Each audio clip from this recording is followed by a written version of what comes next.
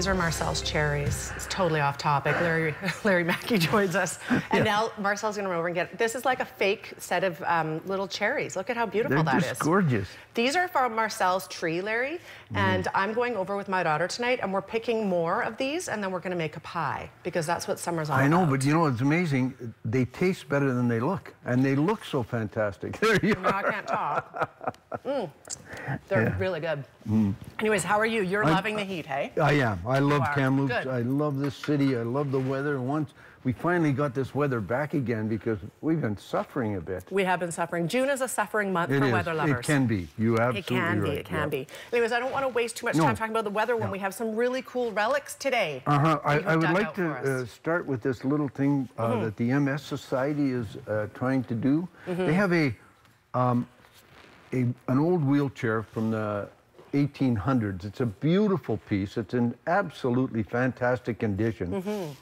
It's still functional if a person wanted to, but you can see it's there used as a decorative as well in a house, and it's marvelous. They didn't have the running wheels, that extra outside wheel on those that was so old. They hadn't put the the extra wheel where you could turn it by hand. Right.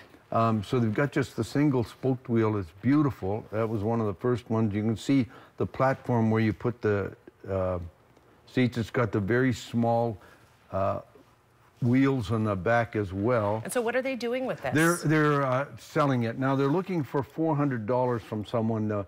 The money goes to the MS Society, so it's a worthwhile thing. And if you're looking for a wonderful antique for value beyond value, this is it. This is a wonderful thing. If you want, just call that number at the MS Society, either one of those numbers, and they would be happy to deal with you, and you'd be getting yourself a little treasure. Yeah, it's pretty cool. 314-0773. Again, 314-0773 if you're interested in that. These cherries are delicious, Marcel. I forgot to mention. They're so good. I want to eat another one. Okay, what else do we have today? We'll start with this. This is a little locket of for a necklace? Couple that it's so big. A child, say a lady or a man would have had, mostly a lady. Yeah, it's a very good size locket. You usually see the small ones. Yeah. And it has the couple in there. They would have been from the early 1800s. Just by the dress alone, you can see maybe 1830. And I brought things that would be associated with their lives. They would have had things in their house. And having a little locket like that and the way they were dressed, they were fairly prosperous people by the look of it. So they would have had little items around the house to start a fire, or probably not so much a fire. Right. This would have been a little matchbox, and it was it's an old matchbox, and on the bottom they had a strike plate on it. Okay. And so the matches were tiny, and underneath you could strike it. Yes, just along there. And so that would have been from about the same era, period. And then when they started the fire to keep it going, they would use that bellows that is on the table in front of us. My mom had one like this. It's a very old, beautiful one, all leather and in tremendous condition for its age. But they would have had something like that to stoke the fire on their hearth. And after they had the fire going and they cooked a little bit, why, they would open up this and maybe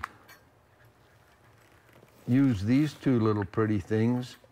They're little sterling silver forks made in Birmingham, in England. Beautiful.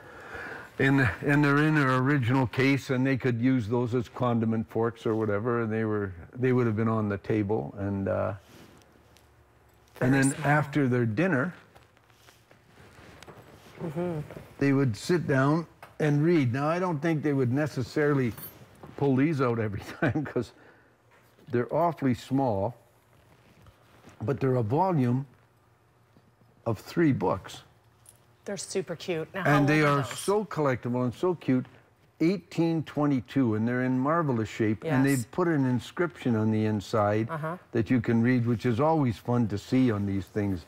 The little inscription telling you who owned it and when they bought it and the date on it. You can see it. It's in pencil. Well, it's probably in pen, but really. Yeah, it would have been a quill. It would have been a quill, yeah. A quill. This quill is so awesome. Now, what is this about? Is it a book? They're poems.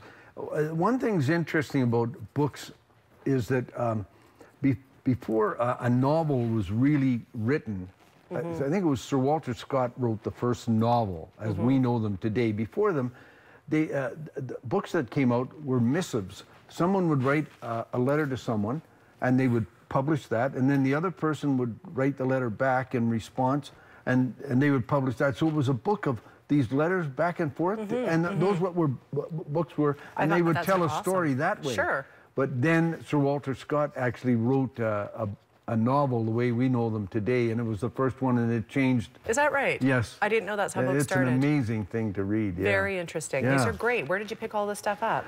They came from a home up on the hill. The people have lived here right on Columbia Street. Sure. It's a big, beautiful home. The man is now moving into Berwick. Okay. Tony, and these were some of his items from his ancestors, and they're just beautiful.